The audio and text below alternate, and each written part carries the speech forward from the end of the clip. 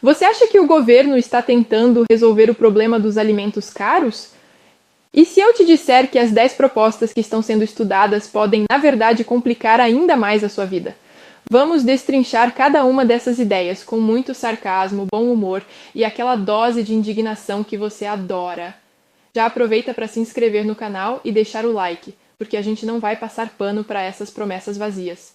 Uma delas, inclusive, o governo nem chegou a lançar e já desistiu por conta da pressão popular aqui nas redes sociais. Quer saber qual foi? Continua assistindo que eu te conto. A Casa Civil, chefiada por Rui Costa, convocou uma reunião a portas fechadas para tratar dos preços dos alimentos. Além de Costa, participaram os ministros da Agricultura, Carlos Fávaro, e do Desenvolvimento Agrário, Paulo Teixeira. O encontro acontece um dia depois de o governo sinalizar que estuda um conjunto de intervenções para baixar os preços dos alimentos. Depois, diante da reação negativa, Rui Costa disse numa rede social que seriam apenas medidas. O ministro afirmou também que os donos de supermercados apresentaram propostas ao presidente Lula no fim do ano passado. Em nota, a Abras, que representa o setor, detalhou as sugestões. Entre elas estão a reestruturação do Programa de Alimentação do Trabalhador, o PAT, com apoio da Caixa Econômica Federal, com economia de 10 bilhões de reais por ano. Venda nos supermercados de medicamentos que não exigem receita. Segundo a associação, isso pode reduzir os preços em 35%. Redução do prazo de reembolso dos cartões de crédito, flexibilização dos contratos de trabalho, desoneração da folha de pagamento, especialmente para o primeiro emprego e para pessoas com 60 anos ou mais, continuidade do benefício de prestação continuada, o BPC, isenção de impostos para doação de alimentos e a que causou mais polêmica, modernização do sistema de prazos de validade dos produtos, o chamado Best Before, que significa consumir preferencialmente antes. Na saída da reunião no Planalto, o ministro Paulo Teixeira descartou de forma categórica mudanças nos prazos de validade. O ministro, no entanto, não quis adiantar o que deverá ser apresentado ao presidente na manhã dessa sexta-feira. Mas o ministro da Fazenda deu uma pista. Regulando melhor a portabilidade, nós entendemos que há um espaço para uma queda do preço da alimentação. Tanto do Vale Alimentação quanto do Vale Refeição. Porque os dois, a alimentação fora de casa é tão importante quanto a alimentação da compra de gêneros alimentícios no supermercado. Dando mais poder ao trabalhador, ele vai encontrar um caminho de fazer valer o seu recurso, né, daquele benefício que ele tem direito. As dúvidas são se essas medidas propostas pelos donos de supermercados têm mesmo força para derrubar os preços dos alimentos, de quanto seria essa redução, caso possível, e a mais importante, se há garantias de que vão chegar ao bolso dos consumidores. Elas podem diminuir o preço dos alimentos, mas sempre quando você toma uma decisão como essa, você tem que abrir mão de outras, né? Essas mesmas sugestões que foram colocadas agora, elas foram apresentadas em governos e em períodos passados e foram alvo de críticas duras, né? Então eu diria o seguinte, eu vejo como inapropriado você estender prazo de validade de alimentação. A proposta de colocar medicamento em supermercado, etc., para mim eu acho ela descabida, totalmente descabida, sem nexo nenhum com o tema que precisa ser enfrentado agora. A primeira medida é a redução dos custos de transações eletrônicas. A ideia parece boa, reduzir as taxas que as empresas pagam por usar cartões. Mas você confia que os bancos vão abrir mão do lucro? Quem garante que essas taxas menores vão realmente chegar no bolso do consumidor? Você lembra de 2013, quando prometeram regular o sistema de cartões e nada aconteceu? Parece que agora é o mesmo filme repetido. Enquanto isso, quem continua pagando caro é você, seja no mercado ou no restaurante. Aproveita e comenta aqui embaixo. Você acha que essa medida vai funcionar? A segunda medida é a venda de medicamentos em supermercados. Agora eles querem vender remédios no mercado. Parece cômodo, mas é perigoso. Sabe o que é pior? Estudos já mostram que a automedicação é uma das maiores causas de internações no Brasil.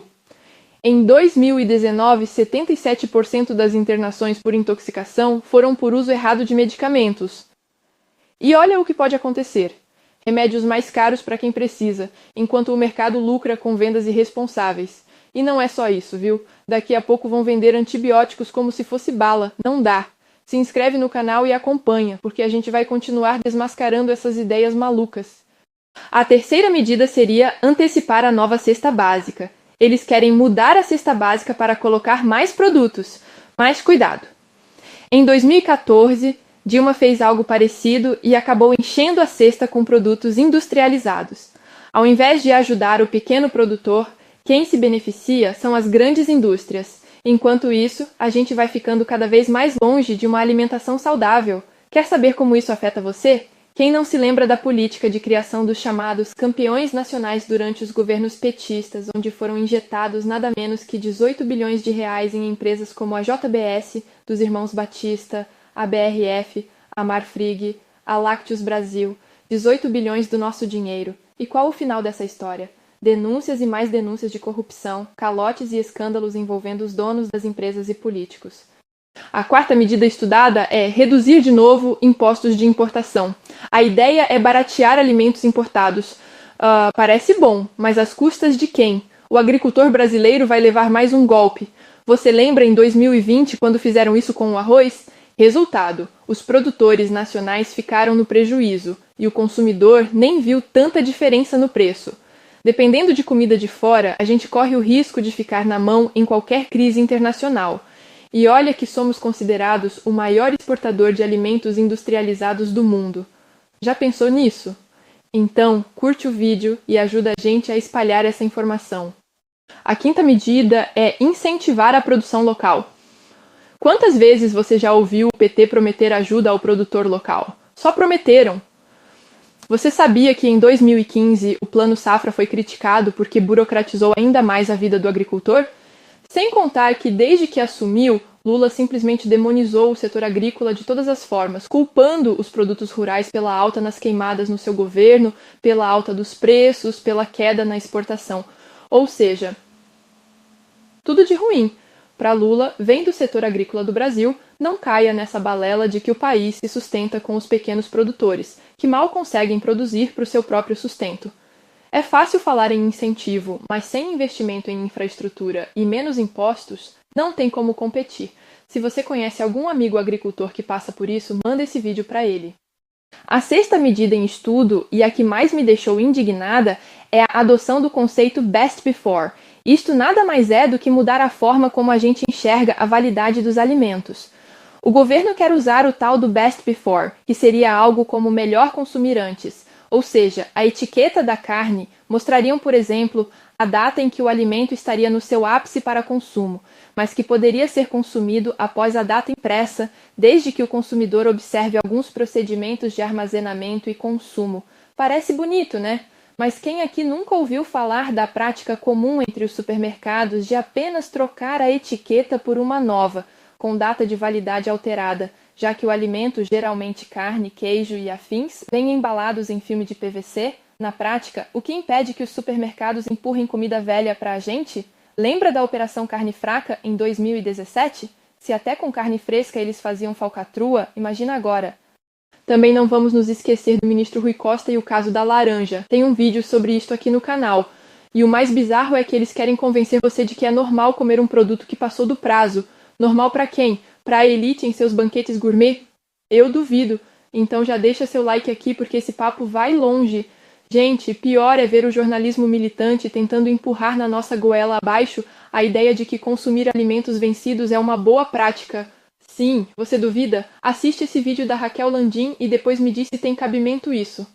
De que, olha, passou da data de validade, não é que tá podre, você ainda pode dar para a criança comer. Você evita o desperdício. Só que as pessoas simplesmente, elas querem levar o debate por baixo, elas querem partir para agressão, Josias. Sério mesmo que temos de ouvir isso em silêncio?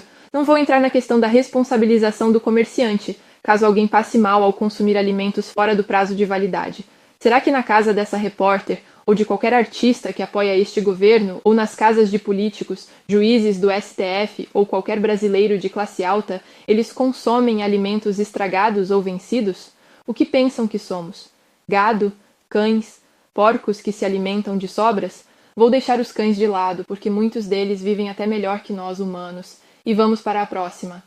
Sétima medida é a de fortalecer os estoques reguladores. Você confia no governo para cuidar de estoques? Em 2014, Dilma vendeu milho a preços baixos e quando o preço disparou, não tinha mais nada em estoque. Resultado, a população pagou caro. E olha que nem precisamos ir tão longe. O que aconteceu mesmo com as vacinas contra a dengue que o governo Lula estocou no ano passado? Simplesmente o governo deixou vencer 145 mil doses da vacina. Resultado, no ano passado morreram mais gente no Brasil por dengue do que pelo Covid. Você acredita que agora vai ser diferente? Eu também não. Comenta aqui o que você acha. Oitava medida em estudo: reduzir tributos sobre alimentos. Eles querem tirar impostos dos alimentos, e tá aí uma medida que eu apoio. Mas isto é temporário ou definitivo? Haverá critério ou beneficiará de novo uma pequena parcela de brasileiros? Isso se estivermos considerando os tributos nacionais. Mas se eu conheço bem o estilo petista de governar, eles estão mesmo querendo reduzir impostos sobre importação, a fim de trazer aumentos de fora do país, de preferência dos amiguinhos do Lula, como tentaram fazer com o arroz de Cuba há pouco tempo. Lembra? No mais, sem planejamento, os estados entram em crise fiscal. Aí, quem paga a conta somos nós, com juros e mais impostos depois. A nona medida seria regular os vales alimentação e refeição, tirando das mãos de empresas como a VR e a Sodexo a administração desses benefícios trabalhistas e passando para a Caixa Econômica Federal. Você confia na gestão desses vales a um banco do governo? Eu não. Só lembro dos escândalos do Bolsa Família em 2013. Que nota você dá de 0 a 10 à Caixa quando você precisa dela para resolver algum problema? Se não houver transparência, o dinheiro vai sumir no meio do caminho, o que é comum em todas as gestões petistas. Veja o caso dos Correios, do BNDES e de tantos outros onde o governo insiste em cuidar do nosso dinheiro ou dos nossos benefícios. Então curte e compartilha esse vídeo, porque essa discussão é muito importante. E por último, mas não menos importante, vamos à 10ª medida em estudo. Criar feiras livres e mercados populares. Essa ideia é um clássico, feiras populares. Mas você sabia que em 2016, Haddad tentou fazer isso em São Paulo e muitas feiras foram abandonadas? Sem infraestrutura, essa ideia vai ser mais um desperdício de dinheiro. Concorda? Comenta aqui. E aí, qual dessas medidas te deixou mais indignado? Porque, sinceramente, depois de tudo isso, eu só consigo pensar que o governo Lula está testando a paciência do brasileiro. Em vez de soluções práticas, a gente ganha propaganda bonita e promessas recicladas. É como trocar a embalagem, mas manter o mesmo produto estragado por dentro. Agora, me diz aqui nos comentários, qual dessas propostas tem mais cara de fracasso? E claro, não esquece de curtir, se inscrever no canal e compartilhar esse vídeo com aquela pessoa que ainda acredita nessas ideias milagrosas. Vamos juntos mostrar que o brasileiro não cai mais nessas jogadas. A gente merece mais respeito, menos promessas e mais soluções de verdade.